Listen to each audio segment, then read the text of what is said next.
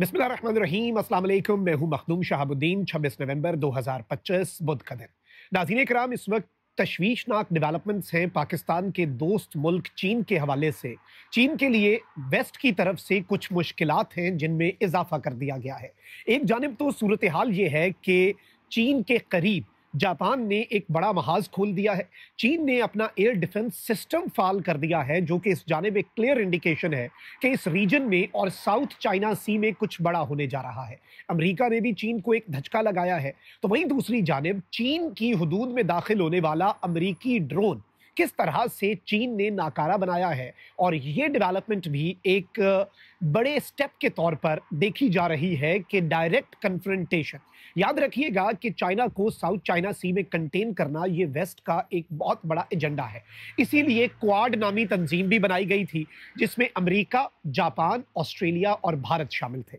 अब भारत इस इक्वेशन में से इररेलेवेंट और इनकॉम्पिटेंट होने की वजह से बाहर तो हो गया है और क्वाड एक तरह से खत्म हो चुकी है, बल्कि अमेरिका के जो सेक्रेटरी ऑफ वॉर हैं उन्होंने तीन और मुल्कों के, यानी एक नया क्वाड जो है उसकी बुनियाद रखते हुए अमेरिका, ऑस्ट्रेलिया, जापान और फिलीपींस जो हैं, इनके जो वज़राए दिफा हैं उनके साथ एक अभी रिसेंटली बड़ा इजलास भी बुलाया है। याद रखिएगा कि ऑस्ट्रेलिया ने यह ऐलान भी कर रखा है कि अगर चीन ने ताइवान की तरफ देखा, ताइवान की तरफ चीन ने कदम बढ़ाए, तो ऑस्ट्रेलिया डायरेक्टली चीन पर हमलावर हो जाएगा। पिछले कुछ महीनों में चाइना जो है उसने अपनी डिप्लॉयमेंट, अपने सरफेस टू सरफेस और सरफेस टू एयर मिसाइल्स और अपनी जो इनकी बटालियंस हैं उनकी रीइंफोर्समेंट जो है वो भेजी है उन एरियाज में जो कि ताइवान के करीब समझे जाते हैं। तो उससे ये वेस्ट ने अंदाजा लगाया कि शायद चाइना जो है वो ताइवान वाला काम जो है उसे खत्म करना चाहता है, जो चाइना का एक अनफिनिश्ड एजेंडा है। लेकिन इसकी राह में वेस्ट एक रुकावट था है, और वेस्ट का इरादा यही है कि वो इसकी राह में एक रुकावट रहे। तीन बड़ी खबरें हैं, लेकिन अगर अभी तक आपने इस वीडियो को लाइक नहीं किया तो लाइक जरूर कर दें। कमेंट सेक्शन में राय का इजहार भी जरूर कीजिएगा, और जिन लोगों ने चैनल को सब्सक्राइब नहीं किया उनसे मेरी ये दरखास्त है कि चैनल को भी लाजमी सब्सक्राइब कर लें। नाज़रीन इकराम, ये जो जियो पॉलिटिक्स है ये बड़ी एक अजीब सी चीज है। इसमें मुल्क जो है वो दूसरे मुल्कों को कंटेन करने के लिए उनके जो अपने ऐसे तनाज़ात हैं जिनमें किसी तीसरे मुल्क का कोई अमल दखल नहीं होता, उसमें भी वो शामिल हो जाते हैं। जैसे रशिया यूक्रेन के अंदर नेटो और पूरे का पूरा वेस्ट शामिल हो गया। इसी तरह से चाइना ताइवान इशू जो है उसे लेकर अमेरिका और बाकी वेस्टर्न कंट्रीज, और याद रखिएगा ऑस्ट्रेलिया और जापान के बहुत ज्यादा स्टेक्स हैं, इसीलिए वो इस सब के अंदर क्वाड के भी मेंबर रहे हैं। और अभी भी जापान और ऑस्ट्रेलिया ने ही कुछ बड़े इकदाम किए हैं। जब जब चीन अपनी डिप्लॉयमेंट बढ़ाने की कोशिश करता है, ताइवान की जानिब कदम बढ़ाता है, तो अमेरिका साउथ चाइना सी में अपने जंगी बहरी बेड़े भेज देता है।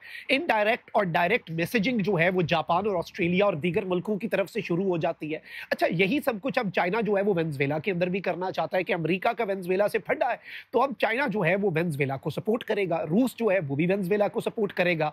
और इस सब के अंदर इन्हें इसी तरीके से ये जियो पॉलिटिक्स भी और बड़ी जंगें जो हैं या बड़ी ताकतों की जंगें जो हैं वो इसी तरीके से लड़ी जाती हैं। तो ये तो एक हो गया इसका बेसिक, जिसे आप कहते हैं ना, बैकग्राउंड। लेकिन अब सूरत हाल ये है कि रीसेंट टाइम्स के अंदर रीइंफोर्समेंट्स बढ़ी हैं। ऑस्ट्रेलिया और बरतानिया ने ऐलान किया कि जी हम चीन के ऊपर हमलावर हो जाएंगे अगर चीन ने ताइवान की तरफ मैली निगाह से देखा। अब एक और तशवीशनाक चीज ये है, और खबर ये आई है कि Japan plan to put SAMs on strategic island 70 miles from Taiwan could just be the beginning. अब ये क्या कह रहे हैं कि जापान जो है उसने अपने एक इंतहाई स्ट्रेटेजिक लोकेशन पे मौजूद आइलैंड पर एसएएम्स क्या होता है? Surface to air missiles. SAM missiles जो है उन्हें नस्ब कर दिया है, और ये ताइवान से सिर्फ 70 मील दूर है। ताइवान पर चीन का क्लेम है। तो ये सरफेस टू एयर मिसाइल्स जो है, ये याद रखिएगा कि अगर चाइना के फाइटर जेट्स ताइवान के पास आते हैं और ताइवान पर हमला करने की कोशिश करते हैं, तो ये बेसिकली उन्हें काउंटर करने के लिए और चीन के फाइटर जेट्स को गिराने के लिए। इस चीज को समझिएगा, ये समझा जा रहा है कि ये जो जापान का एक्ट है ये डायरेक्टली चाइना को एक मैसेज है कि हम ताइवान के डिफेंस के लिए खड़े हैं। फिर ये कहते हैं कि भाई योंगनी आइलैंड जो है रिसेंटली, जिसने यूएस मरीन्स को होस्ट भी किया, यानी जापान के इस आइलैंड के ऊपर यूएस मरीन्स ने आकर जंगी मशक़ें भी की, और अब जापान जो है वो यहाँ पर एयर डिफेंस सिस्टम जो है वो भी तैनात कर रहा है, जो कि जापान की काइनेटिक यानी डायरेक्ट जंगी जो कैपेबिलिटीज हैं उनमें एक बड़ा इंपॉर्टेंट रोल प्ले प्ले करने जा रहा है। तो एक तो इस डेवलपमेंट को आप समझें कि ये डेवलपमेंट बिला वजह नहीं है, आग होती है तो धुआं उठता है। इसके साथ चीन के लिए एक और धचका वेस्ट की तरफ से क्या है, चीन भी जारी बात है तैयार बैठा है। चीन ने बड़े बड़े सरप्राइज तैयार कर रखे हैं और उसका एक जौहर तो मई 2025 में पाक भारत जंग में भी देख लिया। राफेल वर्सेस चाइनीज टेक्नोलॉजी था ना, it was basically western technology versus Chinese technology and China proved that its technology is superior. अब एक और चीज ये हुई है कि US special operations to use 500 plus seize Chinese drones in training. China के 500 मुख्तलिफ ड्रोन्स हैं, 500 मुख्तलिफ ड्रोन्स जो कि चीन से इन्होंने मुख्तलिफ तरीकों से सीज किए हैं। अब अमेरिका ने इजाज़त दे दी है अपनी स्पेशल ऑपरेशंस की टीम को कि आप इन्हें ट्रेनिंग के अंदर इस्तेमाल करें। यानी आप इन चाइना की टेक्नोलॉजी वाले ड्रोन्स को समझें, चाइना की टेक्नोलॉजी को और चाइना की टेक्नोलॉजिकल एडवांसमेंट्स को और उनका जो मेन चीज़ है उसे समझकर उस हवाले से अपनी ट्रेनिंग जो है उसका आगाज़ करें, ताकि कल को चीन जो है उसको कंटेन किया जा सके और चीन की पावर जो है उसे लिमिट किया जा सके और हम पहले से ही चाइना की टेक्नोलॉजी को समझ सके। तो ये भी एक डेवलपमेंट जो है ये चीन के लिए बड़ी तशवीशनाक है। लेकिन बड़ी खबर ये है नाज़रीन इकराम कि अमेरिका का यूएस MQ-9 रीपर ड्रोन है। ये कोई छोटा मोटा ड्रोन नहीं है, ये अमेरिका का एक ड्रोन है जिसकी एक ड्रोन की लागत $30 मिलियन है। नॉर्मली ड्रोन्स जो हैं वो चंद हज़ार डॉलर से शुरू हो जाते हैं और इसी तरीके से छोटे ड्रोन से लेके बड़ा ड्रोन होता है और कुछ ड्रोन्स तो बड़े स्ट्रेटेजिक होते हैं। जैसे पाक भारत टाकरे में हमने बहुत से ड्रोन्स गिराए, लेकिन एक ड्रोन जो है वो इतना बड़ा था कि उसे यूजुअली फाइटर जेट्स के लेवल का ही समझा जाता है, जो कि इसराइली हेउम ड्रोन था जो पाकिस्तान ने गिराया, तो उसे पाकिस्तान आज भी मेंशन करता है। उसके अलावा तो हम लोग दर्जनों बल्कि सैकड़ों भारत के जो ड्रोन्स हैं वो गिराए, लेकिन वो एक ड्रोन जो है वो इसलिए मैटर करता है क्योंकि वो मैसिव ड्रोन है। तो अब अमेरिका का ये $30 मिलियन का एक ड्रोन है नाज़रीन इकराम, और ये यूएस MQ-9 रीपर ड्रोन है। ये साउथ कोरियन कोस्ट के करीब गिरा है after entering Chinese territorial waters of an unknown reasons.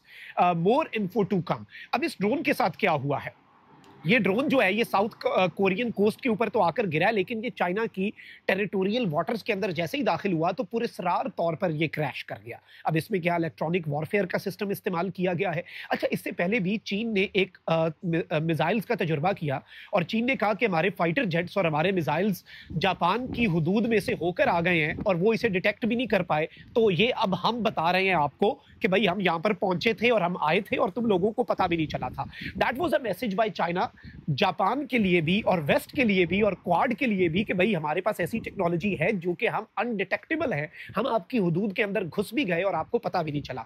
ये चाइना का एक डेटरेंस का तरीका था उन्हें बताने के लिए कि भाई एडवेंचरिज्म ना करना। अब अमेरिका का जो ड्रोन है, जैसे ही अव्वल तो ये सवाल पैदा होता है कि वो चाइना के टेरिटोरियल वाटर्स में दाखिल क्यों हुआ। चाइना के टेरिटोरियल वाटर्स में क्या वो रिकॉनिसेंस, इंटेलिजेंस और सर्वेलेंस करने आ रहा था। उसके बाद उस ड्रोन के साथ ऐसा क्या पुरस्कार हुआ कि उसे हिट भी नहीं किया गया। देखिए, ये सॉफ्ट किल्स होते हैं। एक तो ये है ना कि एक चीज आई आपने ठोक दी, ये तो डायरेक्ट हिट है, ये तो हार्ड किल है।